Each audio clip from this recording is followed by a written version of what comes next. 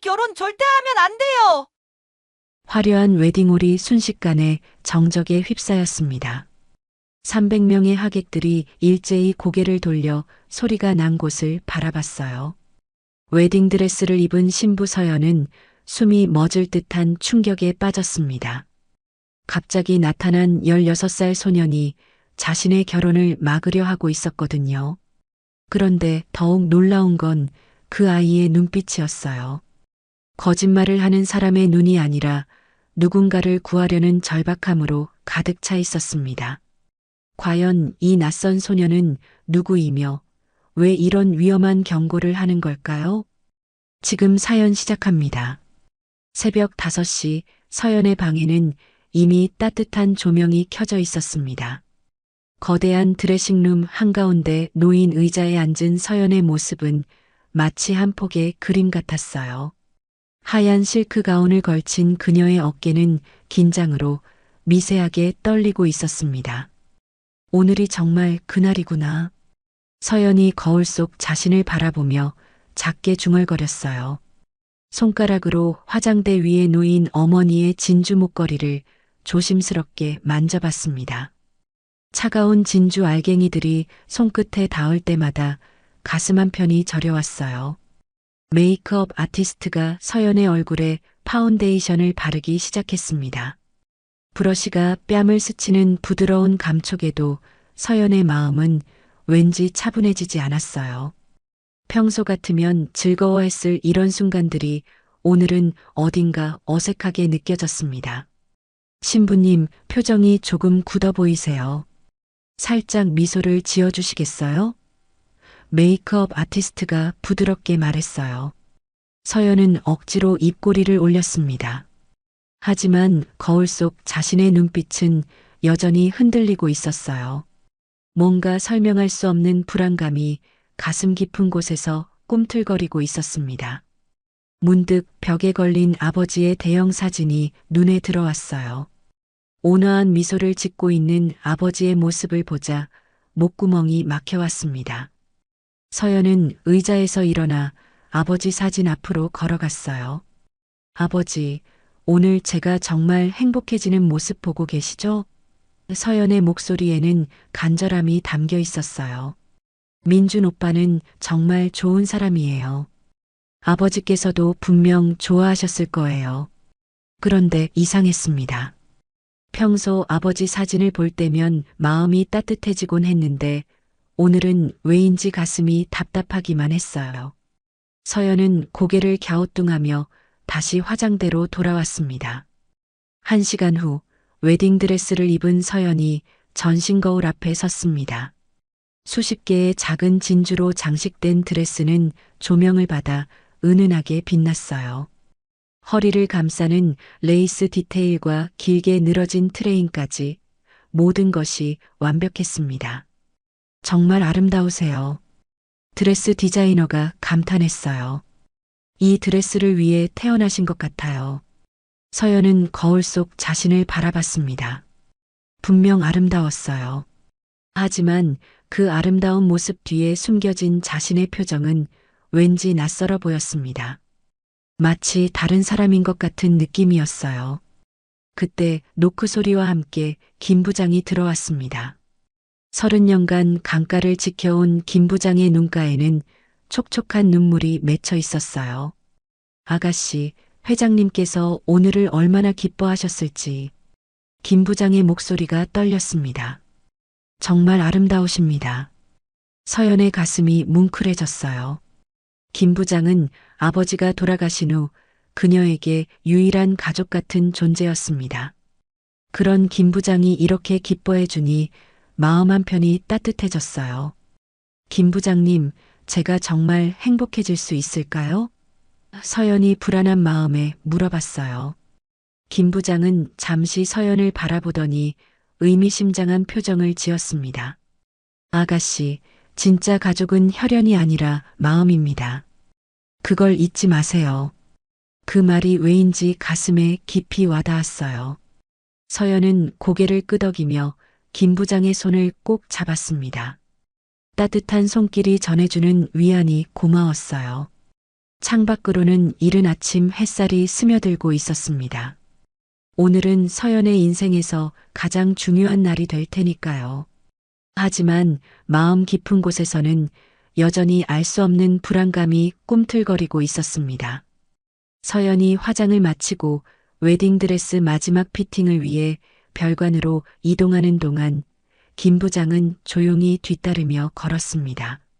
복도 벽면에 걸린 강 회장의 젊은 시절 사진들을 지나치며 김 부장의 표정에는 깊은 사색이 서려 있었어요. 김 부장님, 뭔가 걱정되는 일이 있으세요? 서연이 김 부장의 굳은 표정을 눈치채고 물어봤습니다. 김 부장은 잠시 망설이다가 입을 열었어요. 아가씨, 오늘 이렇게 중요한 날에 이상한 말씀을 드리는 게 맞는지 모르겠지만요. 서연은 걸음을 멈추고 김 부장을 바라봤습니다. 30년간 아버지를 모시며 한 번도 불필요한 말을 하지 않았던 김 부장이 이렇게 말을 꺼내는 게 이상했어요. 회장님께서 생전에 자주 하시던 말씀이 있었습니다. 김 부장의 목소리가 조금 떨렸어요. 진짜 가족은 혈연이 아니라 마음이라고 하셨죠. 피가 섞였다고 해서 모두 가족이 되는 건 아니고 피가 섞이지 않았다고 해서 가족이 될 수 없는 것도 아니라고요. 서연의 가슴이 쿵 하고 내려앉았습니다. 그 말이 왜 오늘, 지금 이 순간에 들려오는 걸까요? 아버지는 평생 혼자였고 서연 역시 외동딸로 자라며 늘 가족에 대한 갈망을 품고 있었어요. 그런데 왜 갑자기 그런 말씀을? 서연이 조심스럽게 물어봤습니다. 김 부장은 창밖을 바라보며 깊은 한숨을 쉬었어요. 회장님께서는 늘 말씀하셨습니다. 서연이가 진짜 사랑받을 수 있는 가족을 만나길 바란다고요. 그냥 혈연으로 이어진 관계가 아니라 정말 마음으로 통하는 사람들과 함께 살아가길 원하신다고 하셨어요. 서연의 눈가에 눈물이 글썽거렸습니다. 아버지가 돌아가신 지 3년이 흘렀지만 여전히 그분의 사랑과 걱정이 느껴졌어요. 민준과 결혼하면 정말 그런 가족을 만들 수 있을까요? 전 이제 정말 혼자가 아니게 되는 거죠? 서연의 목소리에는 간절함이 담겨 있었어요. 민준 오빠와 함께라면 더 이상 외롭지 않을 거예요. 김 부장은 서연의 어깨에 살짝 손을 올렸습니다. 물론입니다. 하지만 아가씨, 기억하세요. 진정한 가족이란 서로를 이용하는 관계가 아니라 서로를 위해 희생할 수 있는 관계라는 거요. 그 말이 서연의 가슴에 깊이 박혔습니다. 뭔가 중요한 메시지 같았지만 정확히 무슨 의미인지는 알 수 없었어요. 김 부장이 왜 이런 말을 하는 건지 궁금했지만 더 이상 묻기는 어려웠습니다. 두 사람이 피팅룸에 도착했을 때 드레스 디자이너와 코디네이터들이 분주하게 움직이고 있었어요. 서연은 거울 앞에 서서 드레스 마지막 디테일을 점검받았습니다. 정말 완벽해요. 디자이너가 감탄했어요. 신랑분께서 얼마나 기뻐하실지 상상이 안 돼요. 그런데 이상했습니다. 평소 같으면 민준에 대한 칭찬을 들으면 얼굴이 환해졌을 텐데 오늘은 왜인지 마음이 무거웠어요. 김 부장의 말이 계속 머릿속을 맴돌았거든요. 서연은 거울 속 자신을 바라보며 생각했습니다. 민준은 정말 자신을 위해 희생할 수 있는 사람일까요? 아니면 자신이 민준을 위해 무엇이든 해줄 수 있을까요? 사랑한다는 건 단순히 좋아하는 것과는 다른 거니까요. 아가씨, 시간이 많지 않습니다. 김 부장이 시계를 보며 말했어요. 식장으로 이동해야 할 시간이에요. 서연은 마지막으로 거울 속 자신을 바라봤습니다. 아름다운 웨딩드레스를 입은 신부의 모습이 보였지만 그 눈빛은 여전히 흔들리고 있었어요. 김 부장의 말이 왜 이렇게 마음에 걸리는 걸까요? 리무진으로 향하는 길에 서연은 창밖 풍경을 바라보며 중얼거렸습니다. 진짜 가족이라는 게 뭘까요? 김 부장은 운전석에서 백미러로 서연을 바라보며 조용히 답했어요. 그건 아가씨께서 직접 찾아가셔야 할 답입니다. 하지만 분명한 건 진짜 가족은 절대 서로를 해치지 않는다는 거예요. 그 말이 왜인지 가슴 깊이 울렸습니다. 서연은 손으로 가슴을 누르며 깊게 숨을 들이마셨어요. 오늘 하루만 지나면 모든 게 달라질 텐데 왜 이렇게 불안한 걸까요? 식장에 도착하기 전 서연은 지난 1년 반을 되돌아봤습니다. 민준과 처음 만난 날부터 오늘까지 모든 게 꿈만 같았어요. 하지만 왜인지 그 꿈 같던 순간들이 지금은 조금 다르게 느껴졌습니다. 작년 봄 유진이 주선한 모임에서 민준을 처음 봤을 때가 떠올랐어요. 키가 크고 단정한 모습에 온화한 미소를 짓던 그의 첫인상은 정말 완벽했습니다. 투자회사를 운영한다는 그의 이력도 서연에게는 매력적으로 다가왔어요. 서연아, 정말 좋은 사람이야. 너한테 딱 맞을 것 같아. 유진이 그때 눈을 반짝이며 말했던 게 기억났습니다. 서연은 창밖을 바라보며 유진과의 우정을 생각해 봤어요. 대학교 1학년 때부터 시작된 그들의 우정은 벌써 10년이 넘었습니다. 같은 기숙사에서 만나 함께 울고 웃으며 지낸 시간들, 아버지가 돌아가셨을 때 밤새 곁에서 위로해준 유진의 모습까지요. 하지만 최근 들어 유진에게서 뭔가 달라진 점을 느꼈습니다. 예전처럼 자연스럽지 않은 대화, 가끔 보이는 어색한 미소, 그리고 민준 이야기가 나올 때마다 보이는 미묘한 표정 변화들이요. 혹시 유진이가 질투하는 건 아닐까? 서연은 혼자 중얼거렸어요. 유진의 아버지 회사가 3년 전 파산한 후 서연이 경제적 도움을 주려 했지만 유진은 완강히 거절했었거든요. 리무진이 신호등에 멈춰 섰을 때 서연은 핸드폰을 꺼내 민준과의 대화 기록을 훑어봤습니다. 달콤한 메시지들이 가득했지만 다시 읽어보니 대부분 민준이 서연의 일상이나 회사 일에 대해 묻는 내용이었어요. 오늘 회사에서 어떤 일이 있었어요? 아버지께서 남겨주신 부동산은 어디에 있나요? 서연이의 꿈은 뭔가요? 당시에는 자신에게 관심을 보이는 것 같아 기뻤는데 지금 보니 왜 이렇게 많은 걸 물어봤을까 하는 생각이 들었습니다. 특히 재산이나 회사에 관한 질문들이 유독 많았던 것 같았어요. 서연은 고개를 저으며 그런 생각을 떨쳐내려 했습니다. 사랑하는 사람에 대해 궁금한 게 당연한 거 아닌가요? 민주는 언제나 자상하고 배려심 많은 모습만 보여줬으니까요. 하지만 문득 한 가지 이상한 점이 떠올랐습니다. 민주는 자신의 과거나 가족에 대해서는 별로 말하지 않았어요. 부모님이 일찍 돌아가셨다는 것, 혼자 사업을 시작했다는 것 정도만 알 뿐이었습니다. 좀 더 알고 싶어요. 서연이 몇 번 물어봤을 때도 민주는 과거보다는 우리 미래가 더 중요하지 않을까요? 라며 자연스럽게 화제를 돌렸었어요.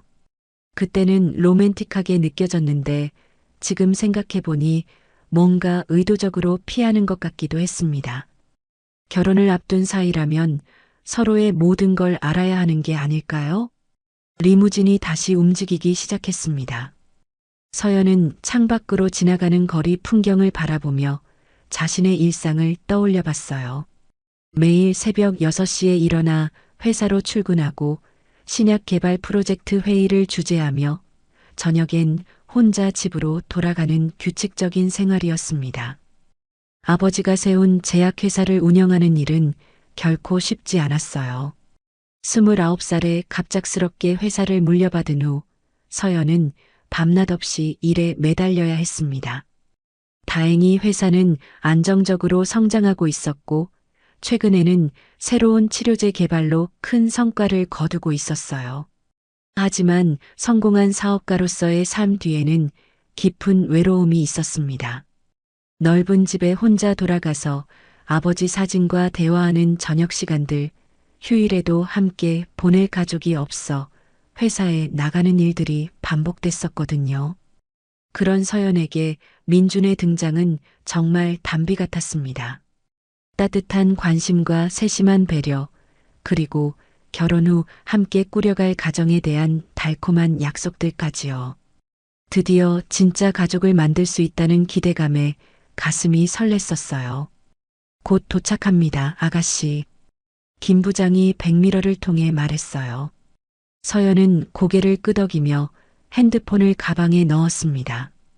더 이상 쓸데없는 생각은 하지 말자고 다짐했어요. 오늘은 자신의 인생에서 가장 행복한 날이 되어야 하니까요. 하지만 가슴 한편에서는 여전히 알 수 없는 불안감이 꿈틀거리고 있었습니다.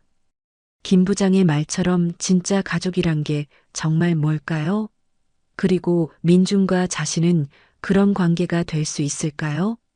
그랜드 호텔의 웨딩홀은 서연이 꿈꿔왔던 모든 것들로 가득했습니다.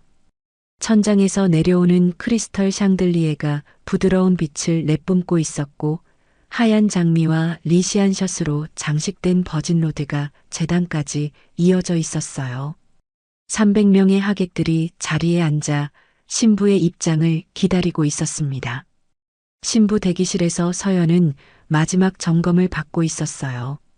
헤어 디자이너가 베일을 다시 한번 정리해주고 메이크업 아티스트가 립스틱을 살짝 터치해줬습니다. 모든 게 완벽했어요. 정말 아름다우세요. 신랑분이 얼마나 감동하실지 상상도 안 돼요. 웨딩 플래너가 환한 미소를 지으며 말했습니다. 그런데 이상했어요.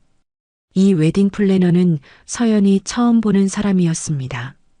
분명 계약할 때는 다른 분이었는데 어제 갑자기 담당자가 바뀐다는 연락을 받았거든요. 혹시 이전 담당자분은 어떻게 된 건가요? 서연이 궁금해서 물어봤습니다. 아, 급한 개인 사정이 생기셔서요.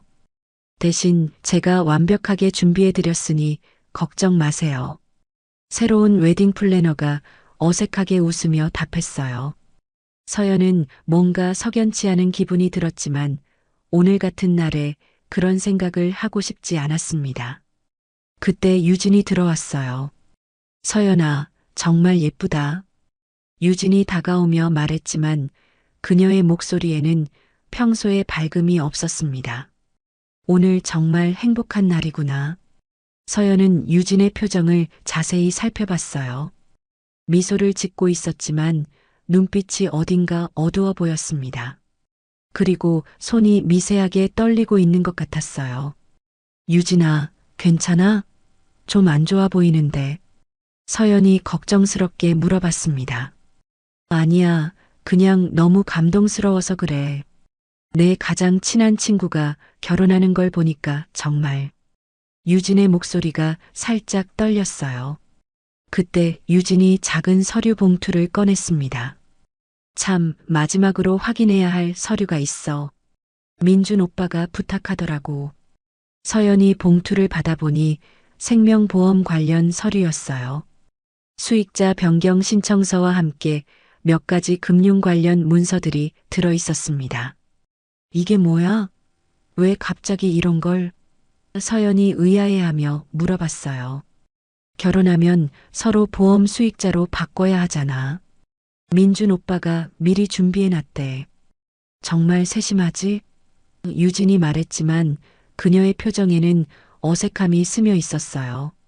서연은 서류를 훑어봤습니다.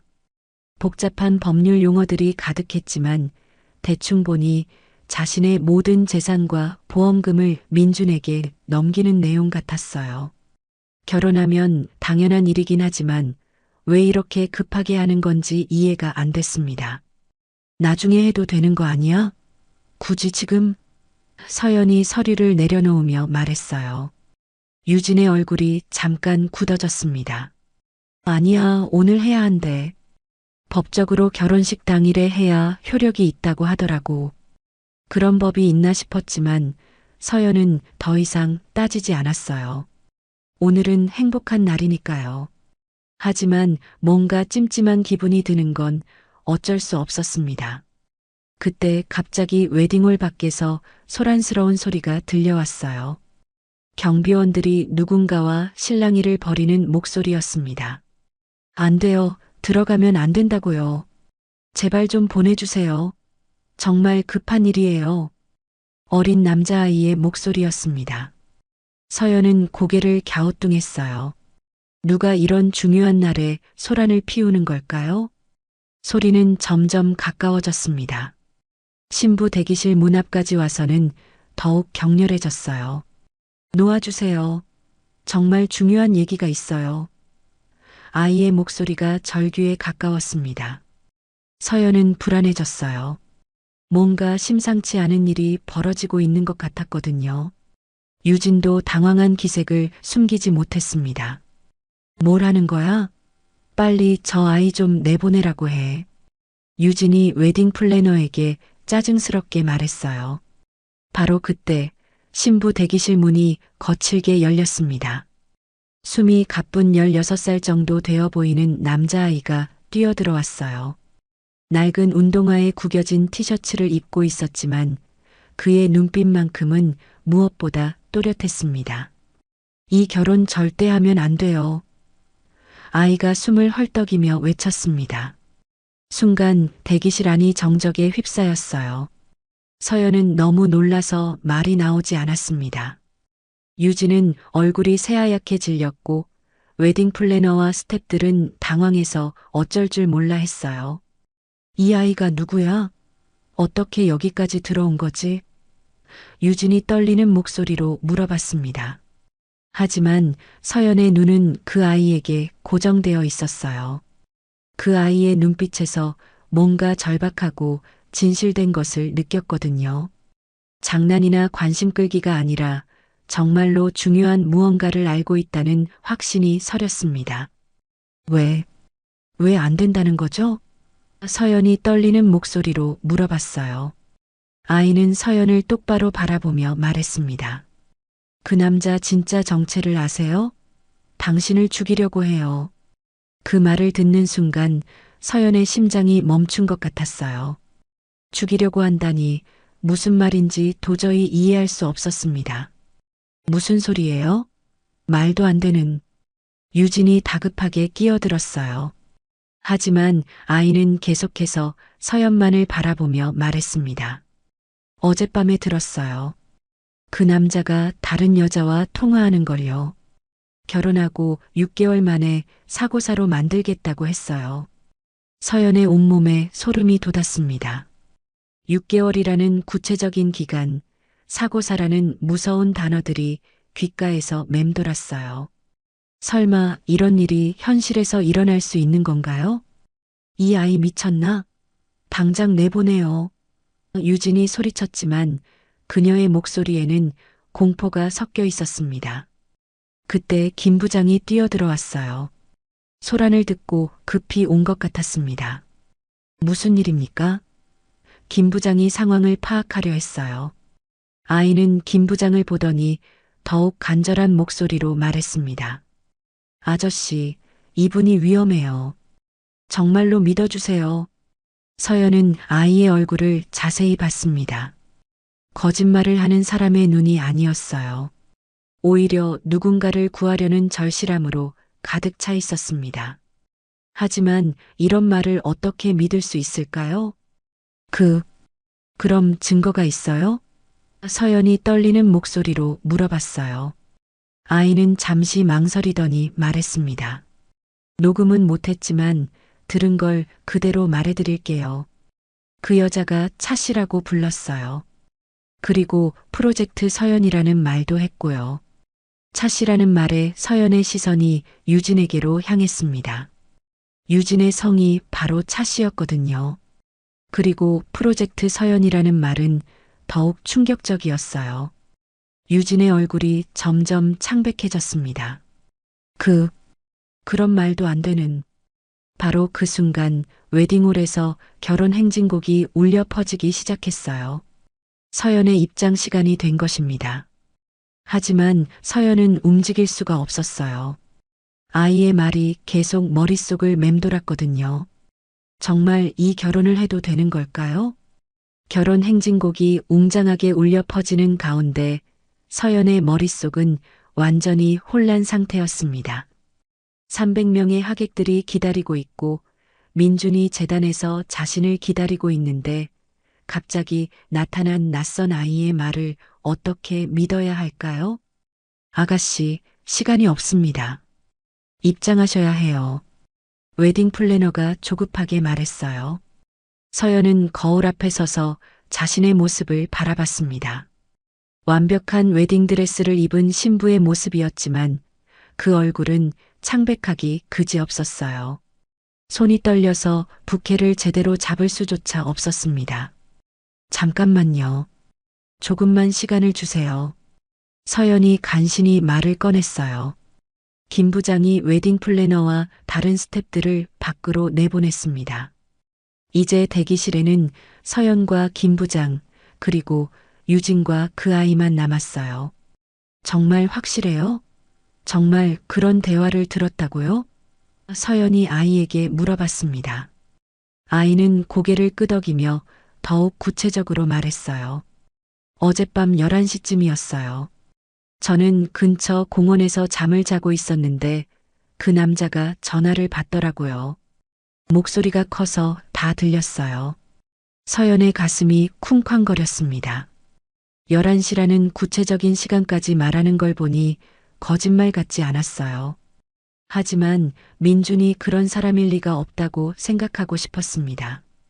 그럼 그 대화 내용을 정확히 말해보세요.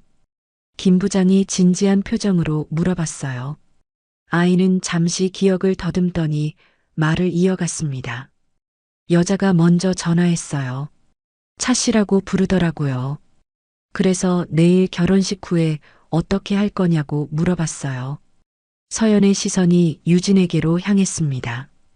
유진은 얼굴이 새하얗게 질린 채 입술을 꽉 다물고 있었어요.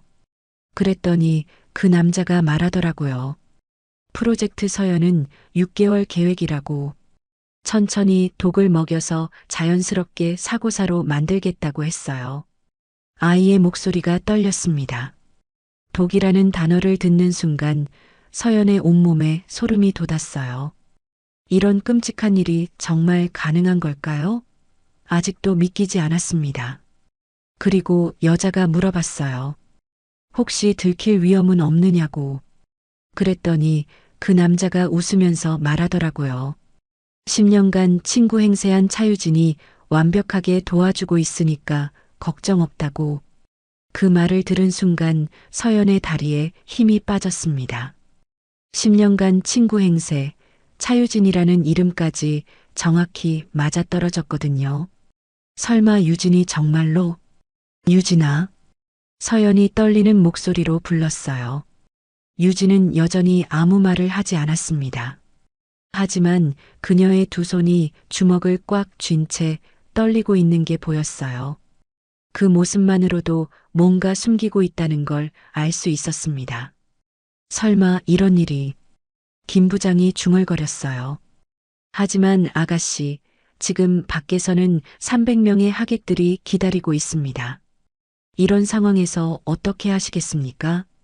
서연은 창밖을 바라봤습니다.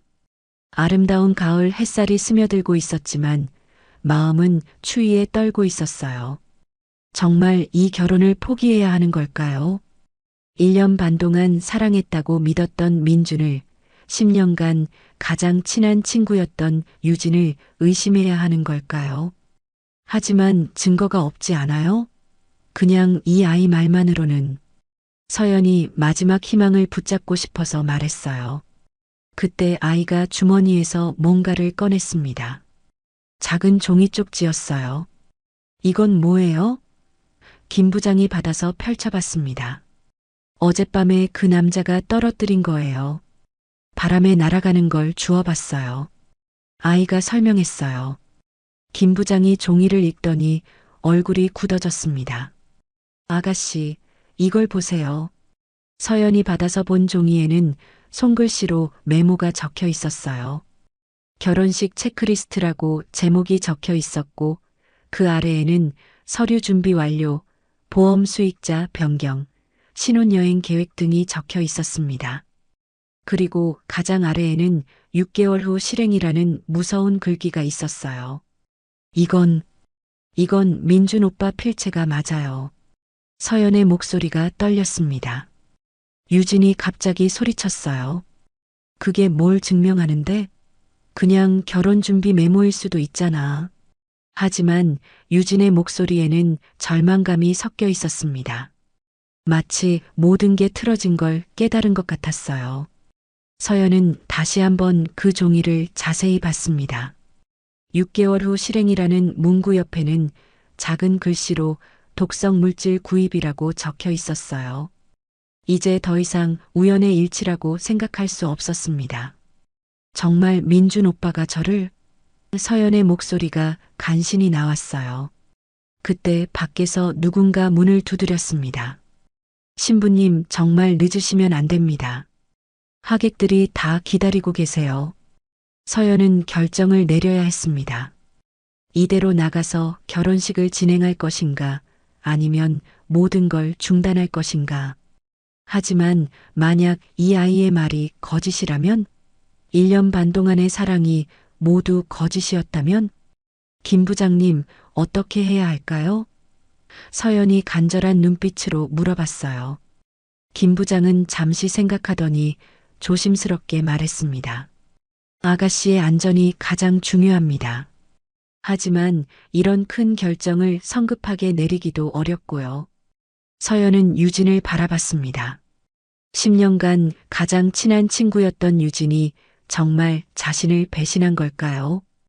유진의 눈가에는 눈물이 맺혀 있었지만 그것이 죄책감 때문인지 억울함 때문인지 알 수 없었어요.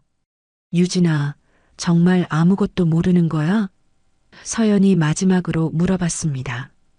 유진은 한참을 망설이더니 고개를 돌려버렸어요. 그 행동만으로도 모든 걸 알 수 있었습니다. 서연의 마음이 무너져 내렸습니다. 사랑하는 남자와 가장 친한 친구가 함께 자신을 속였다는 현실을 받아들이기 어려웠어요. 하지만 이제 더 이상 부정할 수 없었습니다. 그때 아이가 조용히 말했어요. 저도 정말 말하기 싫었어요. 하지만 누군가 죽을 수도 있는 일을 그냥 넘길 수는 없었거든요. 서연은 그 아이를 바라봤습니다. 자신과는 전혀 상관없는 사람을 구하기 위해 이렇게 위험을 무릅쓰고 나타난 아이였어요. 김 부장이 말했던 진짜 가족의 의미가 무엇인지 조금은 알 것 같았습니다. 일단 결혼식은 진행하겠어요. 서연이 결심한 듯 말했습니다. 모든 사람이 놀란 표정을 지었어요. 하지만 조심할 거예요. 그리고 이 모든 걸 확인해 볼 거예요. 서연의 목소리에 처음으로 단단함이 실렸습니다. 만약 정말로 자신을 해치려 한다면 그들이 원하는 대로 당해줄 생각은 없었어요. 이제는 게임의 규칙을 바꿀 때였습니다. 서연이 신부 대기실 문을 열고 나서는 순간 모든 것이 달라졌습니다. 겉으로는 아름다운 신부의 모습이었지만 내면에서는 전혀 다른 사람으로 변해 있었어요. 이제 그녀는 단순한 피해자가 아니라 진실을 찾아내야 하는 탐정이었습니다. 웨딩홀로 향하는 복도를 걸으며 서연은 민준의 얼굴을 떠올려 봤어요. 1년 반 동안 사랑한다고 믿었던 그 미소가 이제는 다르게 보였습니다. 정말 모든 게 연기였을까요? 아니면 어딘가에 진심이 섞여 있었을까요? 김 부장님, 그 아이는 어떻게 처리하셨어요? 서연이 조용히 물어봤어요. 직원 휴게실에 있습니다. 아가씨 말씀대로 안전한 곳에 보호해 두었고요. 김 부장이 낮은 목소리로 답했어요. 하지만 정말 괜찮으시겠습니까? 지금이라도 모든 걸 중단할 수 있습니다. 서연은 고개를 저었습니다. 아니에요. 이대로 가는 게 맞아요. 그들이 뭘 계획하고 있는지 정확히 알아야 하니까요. 웨딩홀 입구에 도착했을 때 하객들의 웅성거림이 들려왔어요. 늦어진 입장 때문에 모두들 궁금해하고 있는 것 같았습니다. 서연은 깊게 숨을 들이마시며 마음을 다잡았어요. 유진이 서연 곁에 다가왔습니다. 아까 전까지만 해도 창백했던 얼굴에 다시 미소가 돌아와 있었어요. 하지만 그 미소가 이제는 가면처럼 느껴졌습니다. 서연아, 준비됐지? 오늘 정말 행복한 날이야. 유진이 밝은 목소리로 말했지만 그녀의 눈빛은 여전히 불안해 보였어요. 네, 준비됐어요. 서연도 환한 미소를 지어 보였습니다. 하지만 속으로는 유진의 모든 행동을 관찰하고 있었어요. 결혼 행진곡이 다시 울려 퍼지기 시작했고 웨딩홀의 문이 천천히 열렸습니다. 서연은 부케를 든 손에 힘을 주며 버질로드 위에 첫 발을 내디뎠어요. 300명의 하객들이 일제히 일어나 박수를 보냈습니다. 하지만 서연의 시선은 오직 재단에 서 있는 민준에게만 향해 있었어요. 그는 턱시도를 단정하게 차려입고 환한 미소를 지으며 서연을 바라보고 있었습니다. 언제나 보던 그 따뜻한 미소였지만 이제는 그 뒤에 숨겨진 진심이 무엇인지 알아보려 했어요. 민준과 눈이 마주쳤을 때 서연은 최대한 자연스럽게 미소 지었습니다. 민준의 표정에서 조금이라도 어색한 부분을 찾으려 했지만 그는 정말 완벽한 연기자 같았어요. 버질로드를 걸으며 서연은 하객들의 얼굴도 하나씩 살펴봤습니다. 대부분은 축복의 미소를 지었지만 몇몇 사람들의 표정이 이상했어요. 특히 민준 쪽 하객석에 앉은 중년 여성들의 표정이 어딘가 슬퍼 보였습니다. 재단에 거의 다다랐을 때 서연은 민준의 손을 잡았어요. 따뜻하고 부드러운 손이었지만 이제는 그 손이 자신을 해칠 수도 있다는 생각에 소름이 돋았습니다. 정말 아름다워요. 민준이 속삭였어요. 그의 목소리는 여전히 다정했습니다. 고마워요. 서연도 다정하게 답했지만 마음속으로는 그의 연기력에 감탄하고 있었어요. 결혼 예식이 시작되었습니다. 목사님이 결혼의 의미에 대해 말씀하시는 동안 서연은 민준의 옆 얼굴을 계속 관찰했어요. 혹시 어떤 단서라도 찾을 수 있을까 해서요. 박민준 씨, 강서연 씨를 아내로 맞아 평생 사랑하고 보호하겠습니까? 예, 그렇겠습니다. 민준의 대답은 확신에 차 있었어요. 보호하겠다는 말을 들으니 서연의 가슴이 쓰라렸습니다. 정말 보호해 주려는 건지 아니면 해치려는 건지 알 수가 없었거든요. 강서연 씨, 박민준 씨를 남편으로 맞아 평생 사랑하고 믿겠습니까? 서연은 잠시 망설였어요. 믿겠다는 말을 어떻게 할 수 있을까요? 하지만 계획을 위해서는 어쩔 수 없었습니다. 예, 그렇겠습니다. 서연의 목소리도 확신에 차 있었지만 그 의미는 전혀 달랐어요. 반지 교환 시간이 되었습니다. 민준이 서연의 손가락에 반지를 끼워주면서 말했어요. 앞으로 평생 함께해요. 네, 함께해요. 서연도 민준의 손가락에 반지를 끼워주며 답했어요. 하지만 속으로는 다른 생각을 하고 있었습니다. 평생이라는 게 얼마나 될까요? 6개월일까요? 드디어 키스 시간이 되었어요. 민준이 서연에게 다가오며 부드럽게 입맞춤을 했습니다. 하객들이 박수를 보냈지만 서연에게는 그 키스가 배신의 키스처럼 느껴졌어요. 이제 정말 부부가 되었네요. 민준이 환하게 웃으며 말했어요. 네, 정말 기뻐요. 서연도 밝게 웃었지만 마음속으로는 다짐하고 있었어요. 이제부터는 모든 걸 주의 깊게 관찰하겠다고. 식이 끝나고 하객들과 인사를 나누는 시간이 되었습니다. 서연은 일부러 민준 쪽 하객들에게 더 관심을 보였어요. 특히 아까 슬퍼 보였던 중년 여성들과 대화를 나누려 했습니다. 안녕하세요. 민준 오빠와는 어떤 관계세요? 서연이 한 여성에게 물어봤어요. 아, 저는.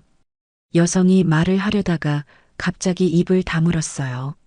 마치 뭔가 말하면 안 되는 것처럼요. 그때 민준이 다가왔습니다. 자기야, 사진 촬영 시간이에요. 서연은 아쉬워하며 그 여성과의 대화를 중단해야 했어요. 하지만 그 여성의 표정에서 뭔가 숨기고 있다는 느낌을 받았습니다. 사진 촬영을 하는 동안에도 서연은 계속 관찰 모드였어요. 민준의 모든 말과 행동, 유진의 반응, 그리고 다른 사람들의 표정까지 놓치지 않으려 했습니다. 결혼식이 모두 끝나고 신혼여행을 떠날 시간이 되었어요. 제주도로 3박 4일 일정이었습니다. 서연은 이제 진짜 게임이 시작된다는 걸 알고 있었어요. 결혼식이 끝나고 하객들이 모두 떠난 후 김 부장은 직원 휴게실로 향했습니다. 그곳에서 도연이라는 이름의 그 16살 소년을 기다리고 있었어요. 아이는 창가에 앉아 밖을 바라보고 있었는데 그 옆모습이 왠지 낯익었습니다. 많이 놀랐을 텐데 괜찮니? 김 부장이 의자를 끌어와 도연 앞에 앉으며 물어봤어요. 도연은 고개를 돌려 김 부장을 바라봤습니다. 맑고 똑똑해 보이는 눈빛이었지만 그 안에는 깊은 걱정이 서려 있었어요. 그분이 정말 위험한 거 맞죠? 도연이 떨리는 목소리로 물어봤습니다. 김 부장은 잠시 아이를 자세히 관찰했어요. 낡은 옷을 입고 있었지만 말투는 예의 바르고 똑똑했습니다. 무엇보다 타인을 걱정하는 마음이 진실해 보였어요. 내가 용기를 내어준 덕분에 아가씨가 준비할 수 있게 됐어. 정말 고마워. 김 부장이 진심으로 말했어요. 도연의 어깨가 조금 안도한 듯 내려앉았습니다. 하지만 여전히 불안한 표정은 지워지지 않았어요. 그런데 혹시 김 부장이 조심스럽게 물어봤습니다. 내 이름이 정말 도연이니? 그리고 부모님은 어디 계시고? 도연은 잠시 망설이더니 고개를 숙였어요. 이름은 맞아요. 하지만 부모님은 목소리가 작아졌습니다. 괜찮아. 말하기 싫으면 안 해도 돼. 김 부장이 다정하게 말했어요. 그런데 도연이 고개를 들며 말을 이어갔습니다. 엄마는 4년 전에 돌아가셨어요. 아빠는 모르겠어요. 엄마가 말해주지 않으셔서 김 부장의 가슴이 아팠습니다. 16살 아이가 혼자 세상을 살아가고 있다니요. 그럼 지금은 어디서 살고 있니? 여기저기요. 주로 공원이나 찜질방에서 자고 낮에는 아르바이트해서 돈 벌어요. 도연이 담담하게 말했지만 김 부장은 그 뒤에 숨겨진 고생을 짐작할 수 있었어요. 혹시 엄마 성함이 뭐였니? 김 부장이 문득 궁금해서 물어봤습니다. 이미영이요. 왜요? 도연이 고개를 갸우뚱했어요. 이미영이라는 이름을 들은 순간 김 부장의 머릿속에서 뭔가 번쩍했습니다. 16년 전 강 회장과 함께 자원봉사활동을 하던 곳에서 만났던 여성의 이름이었거든요. 혹시 엄마가 자원봉사를 많이 하셨니? 김 부장이 조심스럽게 물어봤어요. 네, 어려운 사람들 도와주는 일을 좋아하셨어요. 그런데 왜 그렇게 물어보세요? 도연의 눈빛이 예리해졌습니다. 김 부장은 잠시 고민했어요. 만약 이 아이가 정말 그 미영 씨의 아들이라면, 그리고 강 회장과 관련이 있다면. 하지만 확실하지 않은 상태에서 성급하게 말하면 안 될 것 같았습니다. 아니야, 그냥 좋은 분이셨구나 싶어서. 김 부장이 대답했지만 마음속으로는 더 많은 걸 확인하고 싶었어요. 도연은 창밖을 다시 바라보며 말했습니다. 엄마가 항상 말씀하셨어요. 어려운 사람이 있으면 도와주라고. 그래서 오늘도 그냥 지나칠 수가 없었어요. 그 말을 듣고 김 부장의 눈가가 촉촉해졌습니다. 정말 미영 씨의 아들이 맞는 것 같았어요. 그 선량한 마음씨까지 그대로 닮았으니까요. 참, 이상한 걸 하나 물어봐도 될까? 도연이 갑자기 김 부장을 바라보며 말했어요. 뭔데? 아저씨 표정을 보니까 저에 대해 뭔가 아시는 것 같은데 정말 모르시는 거 맞아요? 도연의 눈빛이 의심스럽다는 듯 김 부장을 바라봤어요. 김 부장은 깜짝 놀랐습니다. 이 아이가 생각보다 훨씬 눈치가 빠르네요.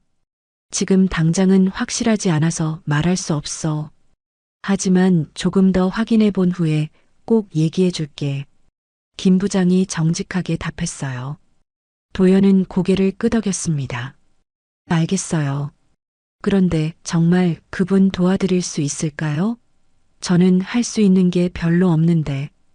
너 같은 용기 있는 사람이 옆에 있다는 것만으로도 큰 힘이 될 거야. 김 부장이 도연의 어깨를 가볍게 두드리며 말했어요.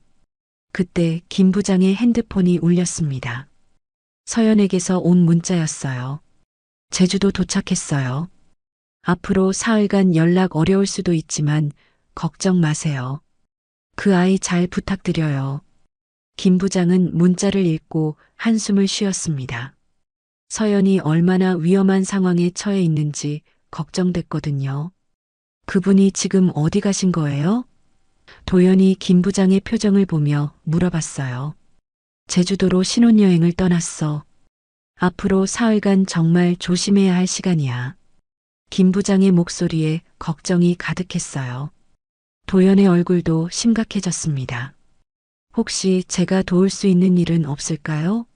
가만히 있기만 하면 너무 불안해요. 김 부장은 잠시 생각해 봤어요. 이 아이의 도움이 필요할 수도 있겠다는 생각이 들었습니다. 그럼 나와 함께 몇 가지 조사를 해볼까? 그 박민준이라는 사람에 대해 더 알아봐야 할 것 같거든. 김 부장이 제안했어요. 도연의 눈이 반짝였습니다. 정말요? 저도 도울 수 있어요? 물론이야. 내가 어떻게 그 대화를 들었는지도 자세히 알아야 하고 혹시 다른 단서는 없는지도 찾아봐야 해. 도연은 의자에서 벌떡 일어나며 말했습니다. 좋아요. 제가 할 수 있는 건 뭐든지 하겠어요. 김 부장은 이 아이를 보며 묘한 감정이 들었어요. 마치 강 회장의 젊은 시절을 보는 것 같았거든요. 정의감이 강하고 남을 도우려는 마음이 그대로 닮아 있었습니다. 그럼 우선 내가 그 대화를 들었던 장소부터 가볼까? 김 부장이 일어서며 말했어요. 네, 바로 안내해 드릴게요. 도연이 신이 나서 대답했습니다. 두 사람이 휴게실을 나서며 김 부장은 생각했어요. 어쩌면 이 아이가 서연을 구할 열쇠가 될지도 모른다고요. 그리고 혹시 이 아이가 정말 그 아이라면 이 모든 일이 우연이 아닐 수도 있겠다는 생각도 들었습니다. 제주도 공항에 도착한 서연은 민준의 세심한 배려에 놀랐습니다. 공항에서 호텔까지 가는 리무진, 최고급 리조트 스위트룸, 그리고 미리 예약해둔 각종 액티비티까지 모든 게 완벽했어요. 하지만 이제 서연에게는 그 완벽함이 오히려 의심스럽게 느껴졌습니다. 정말 많이 준비해 주셨네요. 서연이 호텔방에서 창밖 바다를 바라보며 말했어요. 우리 첫 신혼여행인데 당연하죠. 민준이 뒤에서 서연의 어깨를 감싸며 답했습니다. 그의 손길이 예전처럼 따뜻하게 느껴지지 않았어요. 첫날 저녁 호텔 레스토랑에서 식사를 하는 동안 민준은 계속해서 서류 이야기를 꺼냈습니다.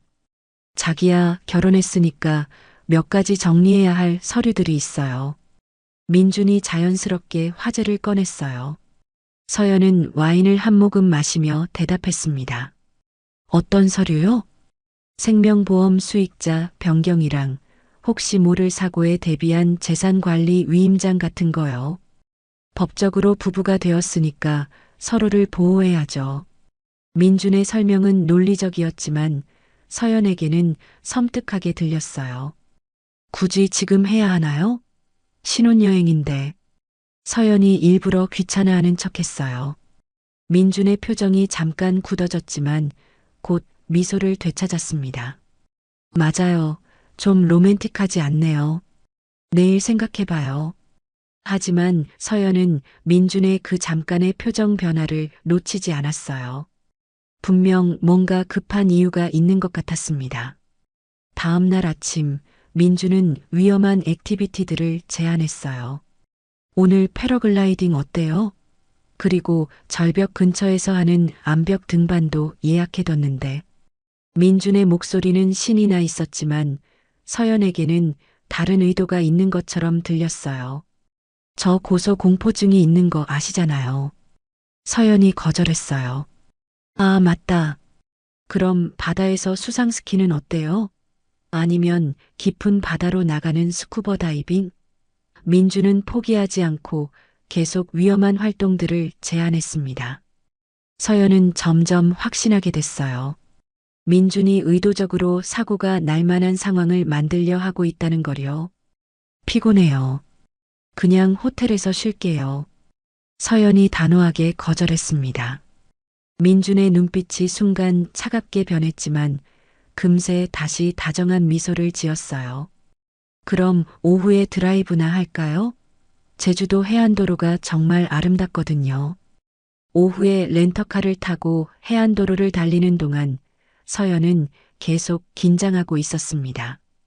민준의 운전이 평소보다 과격해 보였거든요. 특히 절벽 근처를 지날 때는 속도를 높이는 것 같았어요. 좀 천천히 가면 안 돼요? 무서워요. 서연이 말했어요. 아, 미안해요. 경치가 너무 좋아서 신이 났나 봐요. 민준이 속도를 줄이며 사과했지만 그의 표정은 아쉬워 보였어요. 그날 밤 서연은 민준이 샤워하는 동안 그의 가방을 몰래 뒤져봤습니다. 그리고 충격적인 것을 발견했어요. 작은 약병이 여러 개 들어 있었는데 라벨을 보니 수면제와 소화제, 그리고 정체를 알 수 없는 흰 가루가 든 병도 있었습니다. 서연의 손이 떨렸어요. 정말로 독을 준비해 온 것 같았거든요. 급하게 가방을 원래대로 정리하고 침대에 누웠습니다. 민준이 샤워를 마치고 나왔을 때 서연은 자는 척했어요. 하지만 민준이 뭔가 작업하는 소리가 들렸습니다. 몰래 눈을 뜨고 보니 민준이 물병에 뭔가를 타고 있었어요. 자기야, 목마르면 이 물 마셔요. 민준이 물병을 침대 옆 테이블에 놓으며 말했어요. 서연은 등골이 오싹해졌지만 평정을 유지했습니다. 네, 고마워요. 민준이 잠든 후 서연은 조심스럽게 그 물병을 화장실로 가져가서 버렸어요. 그리고 새로운 물로 채워놨습니다. 이제 정말 확실해졌어요. 민준이 자신을 해치려 하고 있다는 게. 셋째 날 아침 민준은 더욱 적극적으로 나왔어요. 자기야, 우리 결혼한 거 축하한다고 샴페인 한잔 할까요? 민준이 호텔에서 준비해준 샴페인을 가져왔어요. 좋아요. 서연이 웃으며 답했지만 속으로는 또 뭔가 탔을 거라고 생각했어요. 민준이 샴페인을 따르는 동안 서연은 유심히 관찰했습니다. 민준이 자신의 잔에는 평범하게 따르고 서연의 잔에만 작은 가루를 살짝 넣는 게 보였어요. 건배. 민준이 환하게 웃으며 잔을 들었어요. 건배. 서연도 잔을 들었지만 입에 대지는 않았어요. 대신 잠깐 화장실 좀 다녀올게요라며 자리를 피했습니다. 화장실에서 서연은 김 부장에게 급하게 문자를 보냈어요. 정말 위험해요. 계속 독을 타려고 해요. 증거는 충분히 확보했으니 걱정 마세요. 김 부장으로부터 답장이 왔어요. 알겠습니다. 조심하세요. 도연이가 새로운 정보를 알아냈으니 내일 돌아오시면 말씀드릴게요. 서연은 안도의 한숨을 쉬었어요. 이제 하루만 더 견디면 됐습니다. 화장실에서 나온 서연은 샴페인을 마시는 척하며 민준을 관찰했어요. 민준은 서연이 샴페인을 마시기를 기다리며 은근히 재촉하고 있었습니다. 맛이 어때요? 민준이 물어봤어요. 달콤해요. 서연이 거짓말을 했어요. 실제로는 한 모금도 마시지 않았거든요. 그날 하루 종일 민준은 계속해서 서연에게 음식이나 음료를 권했지만 서연은 모두 피해 나갔습니다. 이제 게임은 거의 끝나가고 있었어요. 내일이면 서울로 돌아가서 진짜 반격을 시작할 수 있을 거였습니다. 신혼여행 마지막 날 밤 서연은 민준이 잠든 틈을 타서 그의 핸드폰을 확인해 보기로 결심했습니다. 지금까지 모은 증거로도 충분했지만 결정적인 단서를 더 찾고 싶었어요. 민준의 핸드폰이 침대 옆 테이블에 놓여 있었는데 다행히 지문 인식이 풀린 상태였습니다. 서연은 조심스럽게 핸드폰을 집어들고 화장실로 들어갔어요. 심장이 너무 빠르게 뛰어서 소리가 날까봐 걱정됐습니다. 통화 기록을 먼저 확인해 봤더니 유진과의 통화가 엄청나게 많았어요. 거의 매일 여러 번씩 통화한 기록이 있었습니다. 메시지함을 열어봤을 때 서연의 손이 덜덜 떨렸어요. 민준과 유진 사이에 주고받은 메시지들이 가득했거든요. 유진의 메시지부터 읽어봤습니다. 서연이는 오늘 회사에서 늦게 퇴근할 예정이야. 좋은 기회네. 서연이가 요즘 다이어트 한다고 저녁 안 먹으려고 해. 건강 걱정한다고 영양제 권해봐. 민준의 답장도 충격적이었어요. 알겠어. 내일 특별한 영양제 하나 사다 줄게. 우리 계획대로 차근차근 진행하자. 서연의 온몸에 소름이 돋았습니다. 특별한 영양제라는 게 분명 독을 의미하는 것 같았어요. 그리고 계획이라는 것도 자신을 해치려는 음모를 뜻하는 거겠죠. 더 이전 메시지들을 확인해 보니 더욱 충격적인 내용들이 나왔어요. 유진 서연이 아버지 유산 정리 다 끝났어. 총 재산이 1,500억 정도 될 것 같아. 민준 생각보다 많네. 그럼 우리 계획을 좀 더 신중하게 진행해야겠어. 유진 서연이가 나를 완전히 믿고 있어. 이번 주에 생명보험도 가입시킬 수 있을 것 같아. 민준 좋아. 수익자는 당연히 나로 하고 보험금은 얼마로 할까? 유진 100억 정도로 하자. 너무 크면 의심받을 수 있어. 서연은 메시지를 읽으면서 눈물이 났어요. 10년간 가장 친한 친구라고 생각했던 유진이 이렇게 치밀하게 자신을 배신하고 있었다니요. 더욱 충격적인 건 이 모든 게 아버지가 돌아가신 직후부터 계획된 일이라는 거였어요. 더 아래쪽 메시지를 보니 계획의 전모가 드러났습니다. 민준 프로젝트 서연 1단계 완료. 신뢰관계 구축 성공. 유진 2단계는 언제 시작할까? 결혼 후 바로. 민준 아니야. 너무 성급하면 의심받아. 결혼 후 6개월 정도 기다렸다가 자연스럽게 사고사로 만들자. 유진 어떤 방법으로? 민준 독성 물질을 조금씩 섭취시켜서 건강을 악화시킨 다음 교통사고나 추락사로 위장하면 돼. 완벽한 범죄야. 서연의 다리에 힘이 빠져서 화장실 바닥에 주저앉았어요. 프로젝트 서연이라니 자신이 프로젝트의 대상이었다는 게 믿어지지 않았습니다. 그리고 6개월이라는 기간도 도연이 들었던 대화와 정확히 일치했어요. 더 충격적인 메시지도 있었습니다. 유진 혹시 들킬 위험은 없을까? 서연이가 눈치챌까봐 걱정돼. 민준 걱정 마. 서연이는 순진해서 의심할 줄 몰라. 게다가 널 10년간 믿어왔는데 갑자기 의심하겠어? 유진 맞네. 그래도 조심하자. 이번이 마지막 기회야. 민준 마지막 기회? 무슨 뜻이야?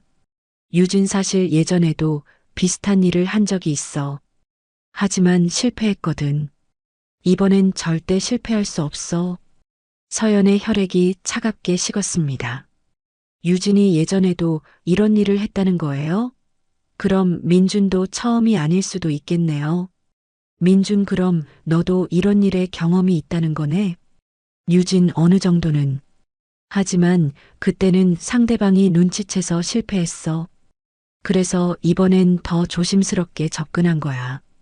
민준 그래서 나한테 서연이를 소개해 준 거구나. 혼자서는 어려우니까. 유진 맞아. 둘이 함께하면 실패할 가능성이 훨씬 낮아지거든. 서연은 핸드폰을 든 손이 떨려서 제대로 잡을 수가 없었어요. 이 모든 게 계획된 일이었다니요.